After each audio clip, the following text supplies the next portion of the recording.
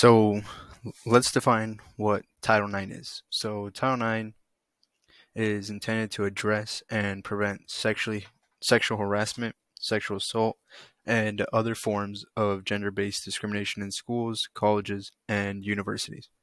It mandates that educational institutions must have policies and procedures in place to investigate and address complaints of discrimination and harassment. Following that, they must take appropriate response to such behavior from occurring. So, speaking on Title IX, I'm mainly going to be talking about, you know, mainly policies about pregnant students and student caretakers, in which Title IX, under Title IX, educational institutions must provide pregnant students with the same opportunities and benefits that are offered for non pregnant students. This means that pregnant students have a right to continue their education without discrimination.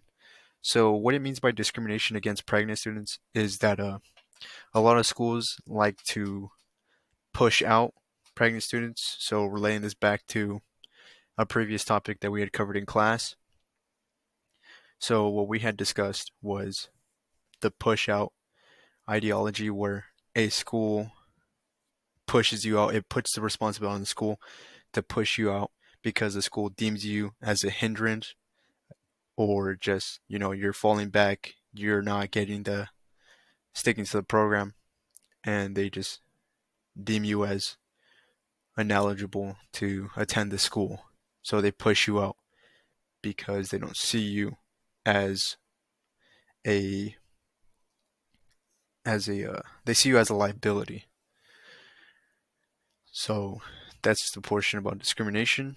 So this also means that they are allowing access to other forms of educational programs such as continuation schools, stuff like that, in which the parent of pregnant students are able to go to continuation schools that allow them to learn the stuff that they were learning in school and also learn some other additional information on topics that they wouldn't learn in a normal educational setting, in which they're going to learn about how to safely, take care of their new child that is eventually going to come when it's time for the baby to come.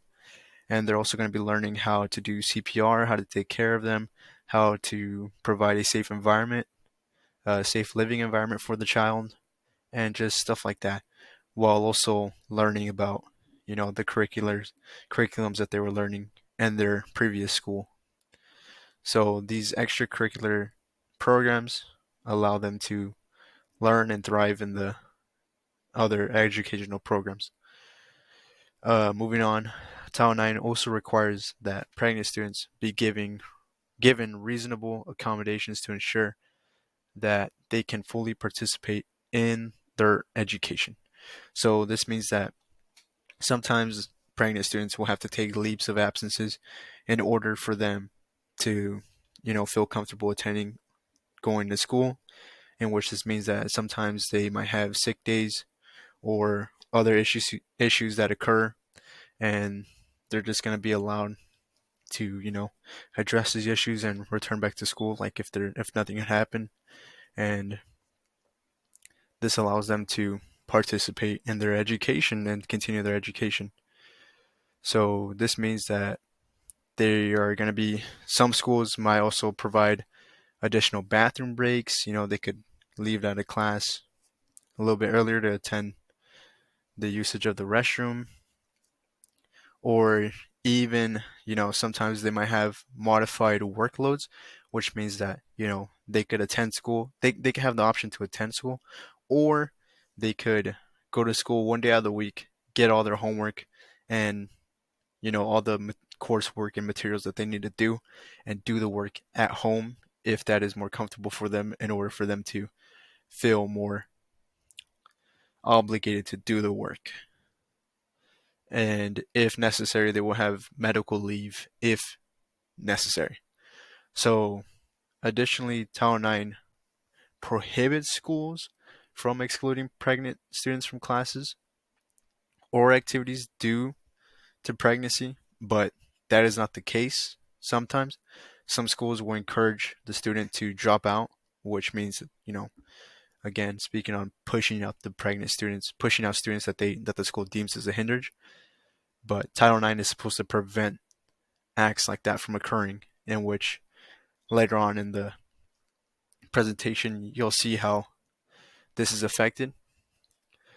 So overall, Title IX requires that pregnant students are to be given equal access to educational opportunities and benefits, and that they be provided with reasonable accommodations to ensure that they can fully participate in their education, because these students still have a right to an education. They still should be allowed to go to school just because they're deemed as different, or sometimes they're deemed as an outcast because of the situations that occur to them. Some of these students feel like they're demonized or mocked within schools, but Title IX is supposed to, you know, not allow that to happen. In which, speaking on Title IX from Navarro Cruz, which we had read, which talks about Title IX prohibiting such discrimination from occurring to pregnant students.